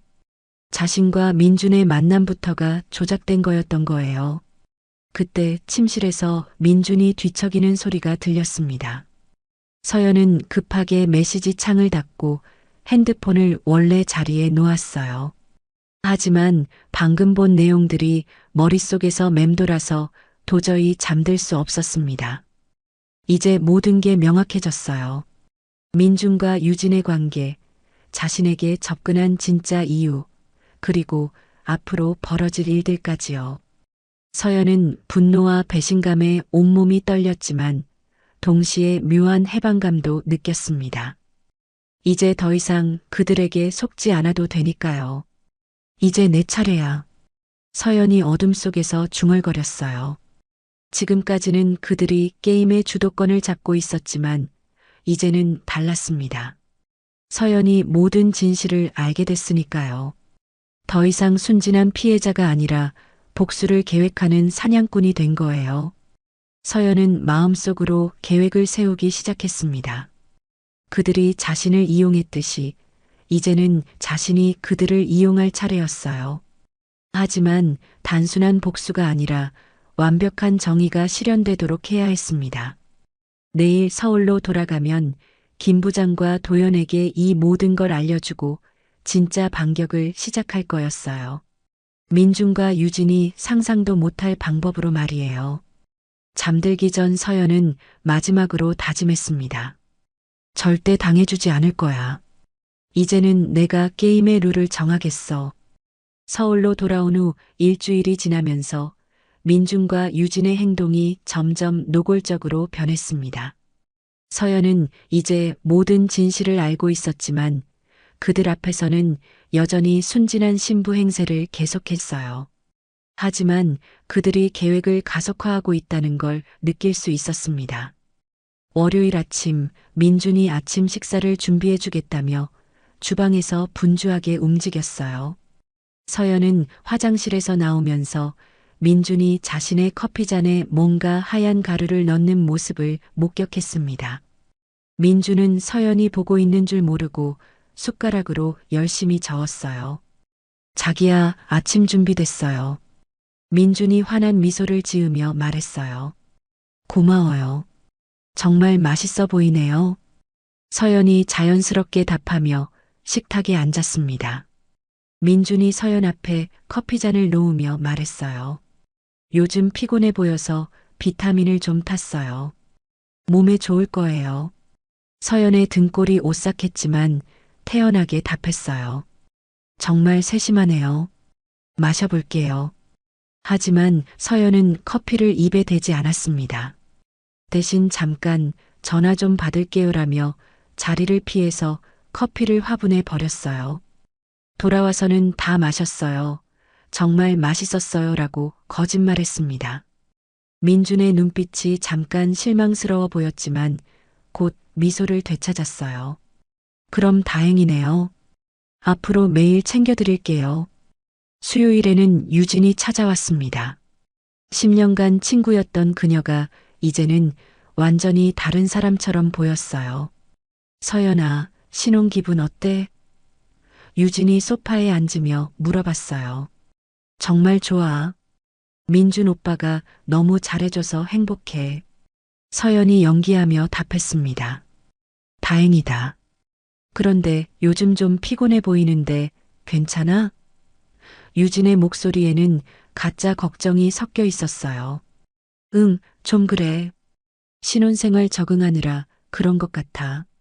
서연이 일부러 피곤한 척했어요. 유진의 눈이 반짝였습니다. 그럼 내가 아는 좋은 건강식품 하나 소개해 줄까? 친구가 먹고 정말 좋아졌다고 하더라고. 정말? 뭔데? 서연이 관심 있는 척했어요. 한방 영양제인데 천연 성분으로만 만들어서 부작용도 없고 효과도 좋대. 내일 가져다 줄게. 유진이 환하게 웃으며 말했어요. 서연은 속으로 소름이 돋았습니다. 분명 독성 물질이 들어간 가짜 영양제일 거예요. 목요일에 유진이 약속대로 영양제를 가져왔어요. 예쁜 포장지에 쌓인 작은 병이었는데 라벨에는 천연 한방 영양제라고 적혀 있었습니다. 이거 정말 좋다고 하니까 꼭 먹어봐. 하루에 한 알씩 저녁에 먹으면 돼. 유진이 친절하게 설명해 줬어요. 고마워, 유진아. 정말 좋은 친구야. 서연이 감사하다는 표정을 지었지만 속으로는 배신감에 치를 떨었어요. 그 후로 민준과 유진은 매일같이 서연에게 뭔가를 먹이려고 했습니다. 민준은 아침마다 비타민이라며 수상한 가루를 탄 음료를 줬고 유진은 수시로 전화해서 영양제를 잘 먹고 있는지 확인했어요. 금요일 저녁 민준이 특별한 저녁 식사를 준비했다고 했습니다. 고급 레스토랑에서 음식을 주문해 온 것 같았는데 서연의 접시에만 이상한 냄새가 났어요. 자기야, 이거 정말 맛있을 거예요. 특별히 주문한 거거든요. 민준이 서연의 접시를 가리키며 말했어요. 와, 정말 맛있어 보여요. 서연이 감탄하는 척했지만 실제로는 한 입도 먹지 않았어요. 화장실 핑계로 자리를 피해서 음식을 버렸습니다. 주말에는 더욱 적극적으로 나왔어요. 민준이 갑자기 등산을 가자고 제안했거든요. 요즘 운동 부족인 것 같으니까 등산이나 할까요? 공기도 좋고 운동도 되고. 민준의 제안이었어요. 서연은 그들의 의도를 알 수 있었습니다. 높은 산에서 추락사고를 위장하려는 거겠죠. 좋아요. 하지만 너무 높은 산은 무서워요. 서연이 대답했어요. 그럼 낮은 산으로 가요. 안전하게. 민준이 아쉬워하며 말했지만 눈빛에는 다른 계획이 있어 보였어요. 일요일에 정말로 등산을 갔는데 민준은 계속해서 위험한 길로 가자고 제안했습니다. 절벽 근처나 돌이 많이 굴러떨어지는 곳 말이에요. 여기 경치가 정말 좋네요. 가까이 가서 사진 찍을까요? 민준이 절벽 가장자리를 가리키며 말했어요. 무서워요. 그냥 여기서 찍어요. 서연이 단호하게 거절했어요. 민준의 표정이 순간 짜증스러워 보였지만 곧 미소를 지었어요. 그럼 다음에 기회가 있을 때 해요. 다음에 기회가 있을 때라는 말이 섬뜩하게 들렸습니다. 분명 다른 방법을 시도할 거라는 뜻이겠죠. 월요일 아침 서연은 김 부장에게 긴급히 연락했어요. 김 부장님, 상황이 심각해지고 있어요. 거의 매일 독을 먹이려고 하고 위험한 곳으로 데려가려고 해요. 알겠습니다. 도연이와 함께 조사한 결과도 있으니까 오늘 저녁에 만나서 대책을 세워봅시다. 서연은 안도의 한숨을 쉬었어요. 이제 더 이상 혼자가 아니었거든요. 하지만 민준과 유진이 점점 조급해지고 있다는 게 느껴져서 불안했습니다. 그들이 더 과격한 방법을 시도할 수도 있을 것 같았어요. 그날 저녁 민준이 또 다른 제안을 했습니다. 자기야, 내일 바다로 드라이브 갈까요? 날씨도 좋고 해서. 민준의 목소리는 평범했지만 서연에게는 위협으로 들렸어요. 바다라는 말이 왜 이렇게 무섭게 들리는 걸까요? 분명 물에 빠뜨려서 익사사고로 위장하려는 게 아닐까요? 서연은 이제 정말로 한계에 다다랐다는 걸 느꼈습니다. 더 이상 이런 식으로 버틸 수는 없었어요. 화요일 오후 서연은 김 부장과 도연을 만나기 위해 회사 근처 카페로 향했습니다. 하지만 도착하자마자 이상한 기분이 들었어요. 평소보다 몸이 무겁고 머리가 어지러웠거든요. 설마 오늘 아침 커피에 정말로 뭔가 들어있었던 걸까요? 아가씨, 괜찮으세요? 얼굴이 너무 창백해 보이는데요. 김 부장이 걱정스럽게 물어봤어요. 괜찮아요. 그냥 좀 피곤해서 그래요. 서연이 대답했지만 실제로는 점점 몸 상태가 이상해지고 있었습니다. 도연도 서연을 걱정스럽게 바라봤어요. 혹시 뭔가 드셨어요? 표정이 정말 안 좋아 보여요. 아침에 집에서 커피를 마셨는데 서연이 말하다가 갑자기 어지러움을 느꼈어요. 김 부장의 표정이 심각해졌습니다. 지금 당장 병원에 가요. 아니에요. 괜찮아요. 우선 얘기부터 들어봐요. 서연이 억지로 버텼지만 손이 미세하게 떨리고 있었어요. 도연이 가방에서 몇 장의 사진을 꺼냈습니다. 김 부장님과 함께 조사한 결과예요. 박민준의 진짜 정체를 알아냈어요. 사진들을 보는 순간 서연은 충격을 받았어요. 민준이 다른 여성들과 함께 찍은 사진들이었거든요. 그것도 결혼 사진들이었어요. 이게 뭐예요? 서연이 떨리는 목소리로 물어봤어요. 박민준은 지난 5년간 3번의 결혼을 했어요. 그리고 3명의 아내 모두 결혼 후 1년 이내에 사고사했어요. 김 부장이 심각하게 말했어요. 도연이 또 다른 서류를 보여줬습니다. 첫 번째 부인은 추락사, 두 번째는 교통사고, 세 번째는 익사예요. 모두 보험금이 수십억씩 나왔고요. 서연의 머리가 더욱 어지러워졌어요. 단순히 몸의 이상 때문만이 아니라 충격 때문이기도 했습니다. 그럼 저는 네 번째라는 거네요. 서연의 목소리가 간신히 나왔어요. 그뿐만 아니에요. 차유진도 마찬가지예요. 도연이 계속 설명했어요. 유진 씨도 과거에 비슷한 일을 했다가 실패한 경험이 있어요. 그래서 이번엔 민준과 함께 더 치밀하게 계획한 거예요. 김 부장이 걱정스럽게 서연을 바라봤어요. 아가씨, 정말 병원에 가셔야 할 것 같은데요. 안색이 너무 안 좋아요. 서연은 고개를 저었어요. 아직 할 일이 남았어요. 증거를 확보해야 하고. 그때 서연의 핸드폰이 울렸습니다. 민준에게서 온 문자였어요. 자기야, 오늘 저녁에 특별한 곳으로 저녁 먹으러 가자. 바다가 보이는 레스토랑 예약했어. 서연은 그 문자를 보고 온몸에 소름이 돋았어요. 바다라는 단어가 왜 이렇게 무섭게 느껴지는 걸까요? 이제 정말 위험해졌어요. 서연이 김 부장과 도연에게 문자를 보여줬어요. 김 부장이 즉시 말했어요. 가시면 안 됩니다. 이번엔 정말로 사고를 일으킬 것 같아요. 하지만 가지 않으면 의심받을 거예요. 그럼 다른 방법을 시도할 수도 있고요. 서연이 억지로 정신을 차리려 했어요. 도연이 걱정스러운 표정으로 말했어요. 너무 위험해요. 다른 방법을 찾아봐요. 하지만 서연의 몸 상태는 점점 나빠지고 있었어요. 시야가 흐려지고 구토감도 들었습니다. 아침에 마신 커피에 들어있던 독성 물질의 영향인 것 같았어요. 병원에 가셔야 해요. 지금 당장요.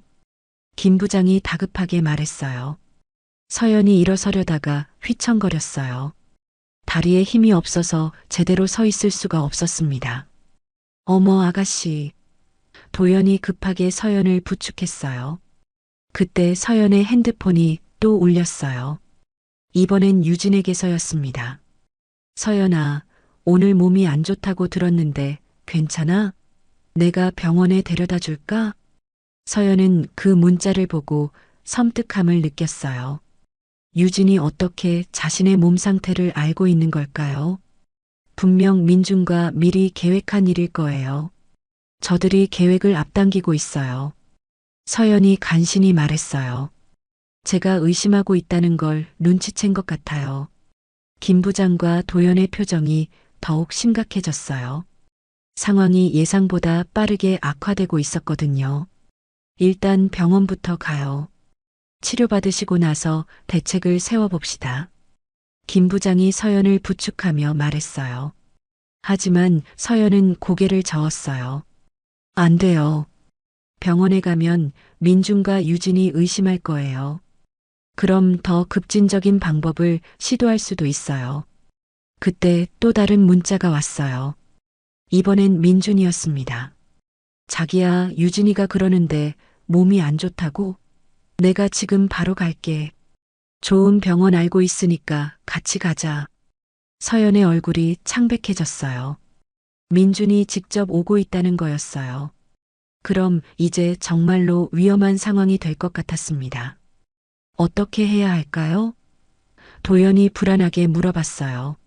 서연은 마지막 힘을 내서 말했어요. 일단 여기서 떠나요. 민준이 오기 전에. 하지만 벌써 늦었을 수도 있었어요. 카페 창밖으로 민준의 차가 보였거든요. 그는 정말로 왔고, 이제 서연은 정말로 절망적인 상황에 처했습니다.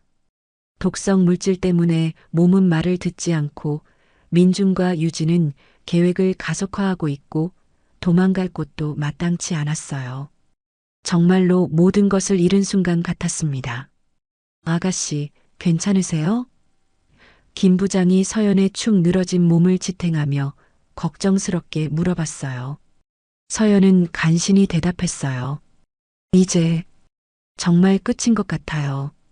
병원 응급실에서 깨어난 서연은 자신이 어디에 있는지 한동안 이해할 수 없었습니다. 하얀 천장과 소독약 냄새, 그리고 옆에서 들리는 심전도 기계의 규칙적인 소리가 현실을 알려줬어요. 목이 말라서 물을 달라고 하려는데 목소리가 나오지 않았습니다. 아가씨, 깨어나셨군요. 간호사가 다가와서 말했어요. 많이 아프셨을 텐데 이제 괜찮으세요. 서연은 간신히 고개를 끄덕였어요. 머릿속이 아직 흐릿했지만 조금씩 기억이 돌아왔습니다. 카페에서 쓰러진 것, 민준이 온다는 문자, 그리고 김 부장과 도연의 걱정스러운 얼굴들이요. 독성 물질 중독이었어요. 다행히 빨리 발견해서 치료할 수 있었습니다. 의사가 차트를 보며 설명해 줬어요. 하지만 계속 이런 물질을 섭취했다면 정말 위험했을 거예요. 서연의 가슴이 답답해졌어요. 정말로 민준이 자신을 독살하려 했던 거구나. 이제 더 이상 의심의 여지가 없었습니다. 김 부장님은 어디 계세요? 서연이 간신히 말을 꺼냈어요. 로비에서 기다리고 계세요. 그리고 젊은 남자분도 함께요. 간호사가 친절하게 답했어요. 잠시 후 김 부장과 도연이 병실로 들어왔습니다. 두 사람 모두 밤새 잠을 못 잔 것 같은 피곤한 표정이었어요. 아가씨, 정말 다행이에요. 김 부장이 안도의 한숨을 쉬며 말했어요. 도연도 걱정스러운 얼굴로 서연을 바라봤어요. 정말 무서웠어요. 갑자기 쓰러지시는 걸 보고 서연은 두 사람을 보며 마음이 따뜻해졌어요. 이 사람들만큼은 진짜로 자신을 걱정해주고 있다는 걸 느낄 수 있었거든요. 민주는 뭐라고 했어요? 서연이 물어봤어요. 김 부장의 표정이 어두워졌어요. 병원에 오겠다고 하더군요. 하지만 저희가 막았습니다. 독성 물질 중독이라는 걸 알면 안 되니까요. 그럼 뭐라고 하셨어요? 과로로 인한 탈진이라고 했어요. 며칠 푹 쉬어야 한다고요. 김 부장이 설명했어요. 서연은 고개를 끄덕였지만 마음은 무거웠어요. 이제 어떻게 해야 할지 정말 막막했거든요. 아가씨, 이제 정말 위험해졌어요. 더 이상 혼자서 버티시면 안 됩니다. 김 부장이 진지하게 말했어요. 하지만 어떻게 해야 하죠? 증거는 있지만 완벽하지 않고 경찰에 신고해도 믿어줄까요? 서연의 목소리에 절망감이 섞여 있었어요. 도연이 조심스럽게 입을 열었어요. 혹시 가짜로 죽음을 연출하는 건 어떨까요? 뭐라고요? 서연과 김 부장이 동시에 물어봤어요. 민준과 유진이 정말 계획을 실행했다고 생각하게 만드는 거예요. 그럼 안심하고 진짜 속마음을 드러낼 거 아니에요? 도연이 설명했어요. 서연은 그 아이디어에 대해 생각해 봤어요. 위험하지만 유일한 방법일 수도 있겠다는 생각이 들었습니다. 하지만 그보다 먼저 해결해야 할 일이 있었어요. 자신의 마음을 정리하는 것이었습니다. 김 부장님, 도연이 잠깐 혼자 있을 수 있을까요? 서연이 부탁했어요. 두 사람이 나간 후 서연은 창밖을 바라보며 지난 일들을 생각해 봤습니다. 1년 반 동안 사랑한다고 믿었던 민준, 10년간 가장 친한 친구였던 유진. 모든 게 거짓이었다는 현실이 아직도 믿어지지 않았어요.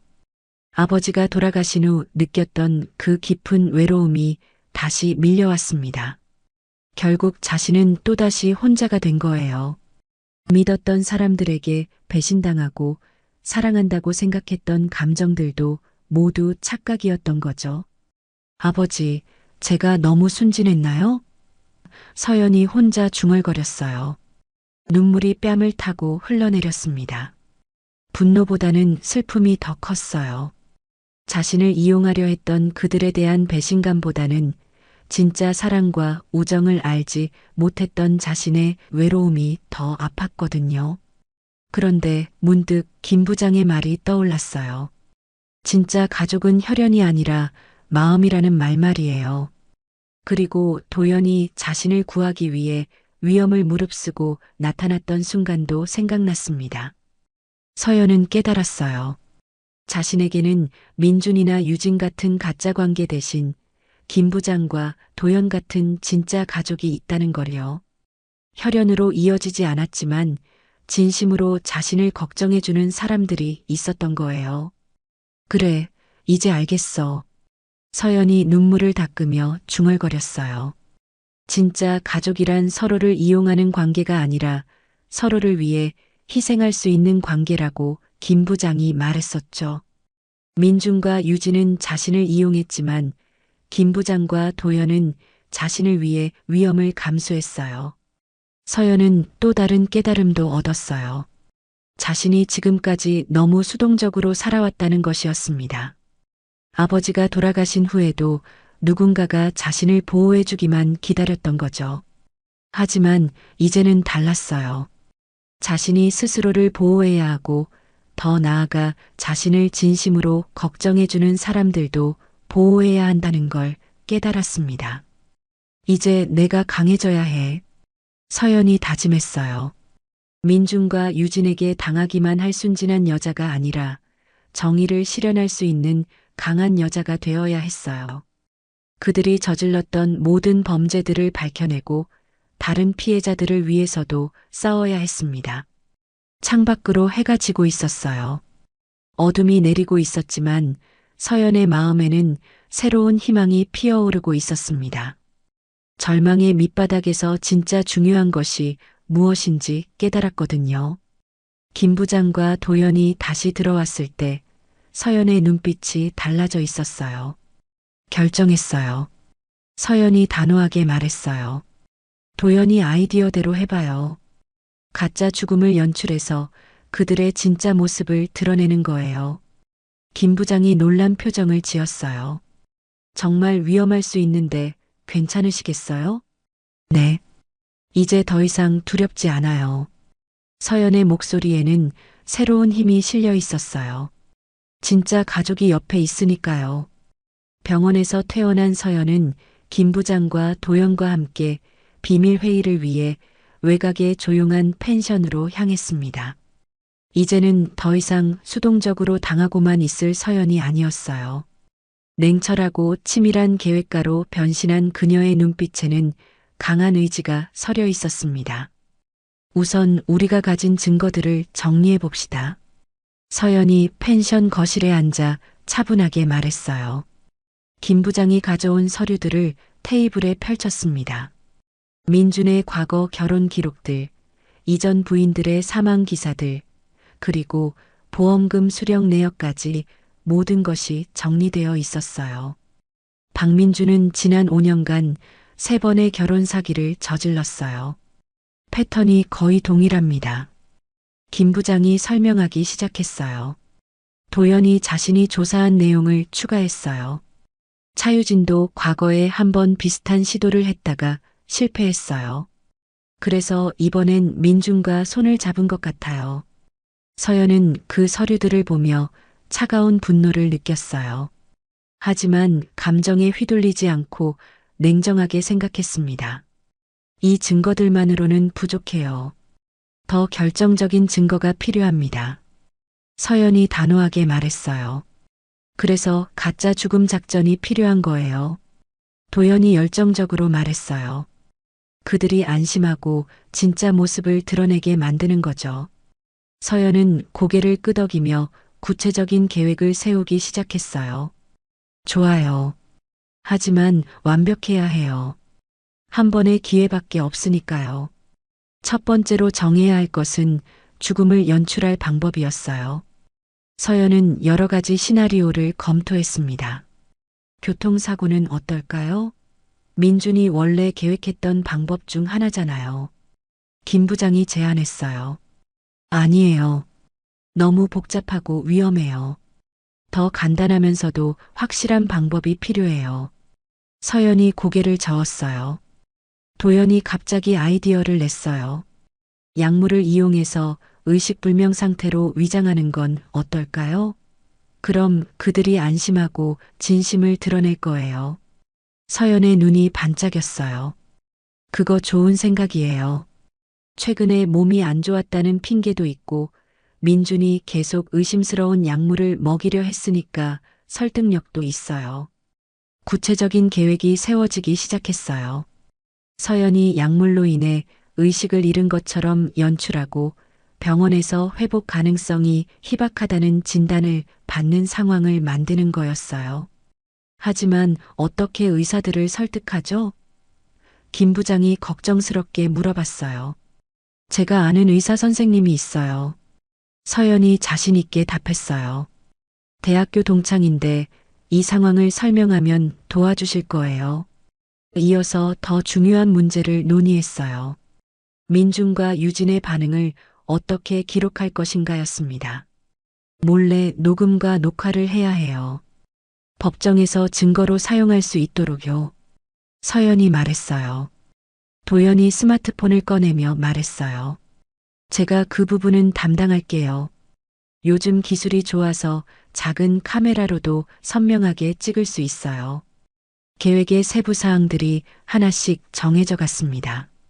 서연이 가짜 자살을 시도하는 시점, 병원에서의 연출, 그리고 민준과 유진을 따로 만나서 그들의 진심을 끌어내는 방법까지요. 가장 중요한 건 타이밍이에요. 서연이 강조했어요. 너무 성급하면 의심받을 수 있고 너무 늦으면 그들이 다른 방법을 시도할 수도 있어요. 김 부장이 달력을 보며 말했어요. 이번 주말이 좋을 것 같아요. 민준 씨가 계속 바다로 드라이브 가자고 하는데 그때 실행하면 어떨까요? 완벽해요. 서연이 미소를 지었어요. 민준이 계획했던 장소에서 오히려 우리가 그들을 함정에 빠뜨리는 거죠. 이제 각자의 역할을 정해야 했어요. 서연은 당연히 주연이었고 김 부장은 병원과의 연락을 담당하기로 했어요. 도연은 은밀한 촬영과 증거 수집을 맡았습니다. 도연아, 정말 위험할 수도 있어. 괜찮겠어? 서연이 걱정스럽게 물어봤어요. 괜찮아요. 저한테는 잃을 게 없거든요. 오히려 누나를 구할 수 있다면 뭐든 할 거예요. 도연의 목소리에는 굳은 결의가 담겨 있었어요. 서연은 그 말을 듣고 가슴이 뭉클해졌어요. 이 아이가 정말로 자신을 가족으로 여기고 있다는 게 느껴졌거든요. 그럼 혹시 모를 상황에 대비해서 경찰에도 미리 알려둘까요? 김 부장이 제안했어요. 아니에요. 아직은 안 돼요. 서연이 고개를 저었어요. 확실한 증거를 확보한 다음에 해야 해요. 지금 말하면 오히려 계획이 망가질 수 있어요. 마지막으로 가장 중요한 부분을 점검했어요. 서연의 안전이었습니다. 정말 위험하지 않을까요? 만약 뭔가 잘못되면 김 부장이 불안해했어요. 괜찮아요. 우리는 그들과 달라요. 서연이 자신 있게 말했어요. 우리는 서로를 진심으로 걱정하는 진짜 가족이니까 절대 실패하지 않을 거예요. 회의가 끝나갈 무렵 서연은 마지막으로 다짐했어요. 이번 작전의 핵심은 병실에서 그들의 대화를 녹음하는 거예요. 제가 의식불명 상태라고 생각하면 안심하고 진짜 계획을 말할 거예요. 서연이 구체적으로 설명했어요. 김 부장과 도연도 고개를 끄덕이며 서연의 의지에 동참했어요. 이제 더 이상 그들은 피해자가 아니라 정의로운 복수를 실행하는 팀이었습니다. 그럼 내일부터 준비를 시작합시다. 서연이 일어서며 말했어요. 이제 게임의 룰을 우리가 정할 차례예요. 세 사람은 서로를 바라보며 무언의 약속을 했어요. 끝까지 함께 싸우겠다는 약속을요. 진짜 가족이란 이런 것이구나. 서연은 마음속으로 생각했습니다. 토요일 오후 서연은 민준과 함께 서해안의 한적한 해변으로 드라이브를 떠났습니다. 계획대로라면 오늘이 모든 것이 결판나는 날이었어요. 서연의 가슴은 긴장으로 빠르게 뛰고 있었지만 겉으로는 평범한 신부의 모습을 유지했습니다. 날씨가 정말 좋네요. 이런 날 드라이브 하니까 기분이 상쾌해져요. 서연이 창밖을 바라보며 자연스럽게 말했어요. 그러게요. 우리 둘만의 시간을 가질 수 있어서 좋아요. 민준이 운전대를 잡으며 답했지만 그의 눈빛에는 다른 의도가 숨어 있었어요. 해변에 도착해서 두 사람은 바닷가를 걸었습니다. 파도 소리가 평화롭게 들렸지만 서연은 계속해서 민준의 행동을 관찰했어요. 민준이 자꾸 절벽 쪽으로 가자고 제안하는 것도 예상 범위 아니었습니다. 저기 절벽에서 보면 경치가 정말 멋질 것 같은데요. 민준이 위험해 보이는 바위 절벽을 가리키며 말했어요. 무서워요. 그냥 여기서 쉬어요. 서연이 거절하자 민준의 표정이 잠깐 어두워졌어요. 저녁 시간이 되어 근처 펜션으로 돌아왔을 때 서연은 마침내 계획을 실행에 옮겼습니다.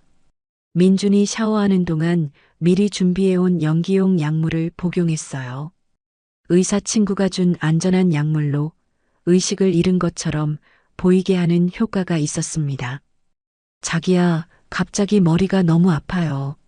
서연이 소파에 앉으며 힘없이 말했어요. 민준이 샤워에서 나와 서연을 보더니 놀란 척했어요. 어떻게 된 거예요? 병원에 가야겠어요. 괜찮아요. 그냥 좀 쉬면. 서연이 말하다가 천천히 눈을 감고 의식을 잃은 척했어요. 자기야, 자기야. 민준이 서연을 흔들며 소리쳤지만 그의 목소리에는 진짜 걱정보다는 당황스러움이 더 많이 섞여 있었어요. 구급차가 도착해서 서연을 병원으로 이송했습니다. 미리 계획을 짠 의사가 민준에게 심각한 표정으로 말했어요. 약물 과다 복용으로 보입니다. 상태가 매우 위급해요.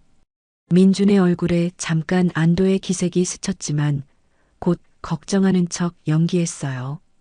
제발 살려주세요. 제 아내예요. 1시간 후 의사가 민준에게 심각한 표정으로 말했어요. 의식 불명 상태입니다. 언제 깨어날지 모르겠어요.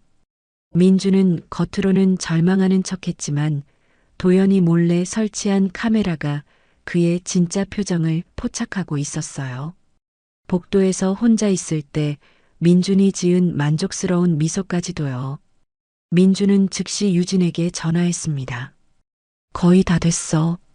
의식불명이래. 그럼 곧 죽을 거네. 의심받을 위험은 없어? 유진의 목소리에도 기쁨이 섞여 있었어요. 완벽해. 며칠 안에 자연스럽게 죽을 거야. 그럼 사고사로 처리되고. 민준이 자신 있게 답했어요. 하지만 그들은 몰랐어요. 모든 대화가 녹음되고 있다는 것을요. 다음 날 민준과 유진이 병실을 찾았을 때 더욱 결정적인 증거가 나왔습니다. 그들은 서연이 의식을 잃고 있다고 생각하며 진심을 드러냈거든요. 이제 유산상속 절차만 밟으면 되겠네. 유진이 병실에서 민준에게 속삭였어요. 보험금까지 합치면 2천억은 될 거야. 우리 대박 났어.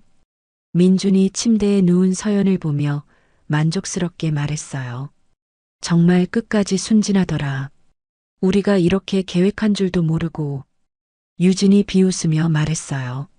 바로 그때 서연이 천천히 눈을 떴습니다. 두 사람은 순간 당황했지만 곧 걱정하는 척 연기했어요. 자기야, 깨어났구나. 민준이 급하게 말했어요. 하지만 서연은 차분하게 일어나 앉으며 말했어요. 방금 전 대화 다 들었어요. 민준과 유진의 얼굴이 새하얗게 질렸습니다. 완전히 당황한 표정이었어요. 당신들이 저에게 한 모든 일을 다 알고 있어요. 그리고 모든 증거도 확보했고요. 서연이 단호하게 말했어요. 그 순간 경찰들이 병실로 들어왔습니다. 김 부장이 미리 연락해둔 것이었어요. 박민준 씨, 차유진 씨, 살인 미수 및 사기 혐의로 체포합니다. 경찰관이 수갑을 꺼내며 공식적으로 통보했어요. 이건 함정이야. 계획된 거라고. 민준이 소리쳤지만 이미 늦었어요. 유진은 마지막까지 발버둥쳤어요. 서연아, 우리 10년 친구였잖아. 정말 미안해. 10년간 친구인 줄 알았는데 알고 보니 10년간 사기꾼이었네요. 서연이 차갑게 답했어요. 장례식장에 모인 사람들은 충격에 빠져 있었어요. 하지만 서연은 당당하게 모든 상황을 설명했습니다. 이 두 사람은 결혼 사기범들이에요. 저뿐만 아니라 다른 여성들도 피해를 받고요. 이제 정의가 실현될 거예요. 민준과 유진이 끌려가는 모습을 보며 서연은 복잡한 감정을 느꼈어요. 분노보다는 안도감이 더 컸습니다. 드디어 모든 것이 끝났거든요. 김 부장과 도연이 서연에게 다가왔어요. 정말 수고 많으셨어요. 서연은 두 사람을 바라보며 미소를 지었어요. 우리가 함께 해냈어요. 진짜 가족이니까 가능했던 일이에요. 몇 주 후 재판에서 민준과 유진의 모든 범죄가 밝혀졌습니다. 과거 피해자들도 증인으로 나서서 용기 있게 증언했어요. 결국 두 사람은 중형을 선고받았습니다. 서연은 법정을 나서며 마지막으로 그들을 바라봤어요. 한때 사랑했고 믿었던 사람들이었지만 이제는 그저 죗값을 치러야 할 범죄자들일 뿐이었습니다. 이제 정말 끝났네요. 김 부장이 서연 옆에서 말했어요. 네, 이제 새로운 시작이에요. 서연이 답하며 도연의 손을 잡았어요. 우리 진짜 가족과 함께 말이에요. 1년 후 가을이 다시 찾아왔습니다. 서연은 아버지의 제사를 지내기 위해 성북동 집 안방에 차례상을 차렸어요. 하지만 이번에는 혼자가 아니었습니다. 김 부장과 도연이 함께 제사 준비를 도와주고 있었거든요. 아버지, 이제 정말로 가족이 생겼어요. 서연이 영정 앞에 앉아 조용히 말했어요. 도연은 정식으로 강도연이라는 이름을 얻었습니다. 입양 절차를 통해 법적으로도 서연의 동생이 되었어요. 처음엔 서먹했지만 이제는 정말 남매 같은 정이 흘렀습니다. 누나, 제가 절을 올려도 될까요? 도연이 조심스럽게 물어봤어요. 당연하지. 이제 우리 아버지잖아. 서연이 따뜻하게 답했어요. 도연이 깊게 절을 올리는 모습을 보며 서연의 눈가가 촉촉해졌습니다. 김 부장도 마찬가지였어요. 30년간 강 회장을 모셨던 그는 이제 그분의 딸과 새로운 아들을 보살피는 일이 자신의 마지막 사명이라고 생각했습니다. 회장님께서 정말 기뻐하실 거예요. 김 부장이 벅찬 목소리로 말했어요. 제사를 마친 후 세 사람은 거실에 모여 앉았습니다. 커피를 마시며 지난 1년을 되돌아봤어요. 민준과 유진의 재판은 석 달 전에 모두 끝났습니다. 두 사람 모두 중형을 선고받고 교도소에 수감됐어요. 과거 피해자들도 용기를 내어 증언했고 그 덕분에 추가 범죄들도 모두 밝혀졌습니다. 그때 정말 무서웠는데 잘 해냈어요. 도연이 서연을 바라보며 말했어요. 도연이가 없었다면 불가능했을 거야. 서연이 고마운 마음을 담아 답했어요. 김 부장도 고개를 끄덕였어요. 정말 용감했어요, 둘 다. 서연은 이제 회사 경영에 더욱 집중하고 있었습니다. 아버지가 세운 제약회사를 더욱 발전시키는 것이 그분에 대한 보답이라고 생각했거든요. 특히 어려운 환경의 아이들을 위한 의료 지원 사업을 새로 시작했어요. 누나 회사에서 하는 장학사업, 정말 의미 있는 것 같아요. 도연이 말했어요. 내가 영감을 줬어. 어려운 환경에서도 꿋꿋하게 버티는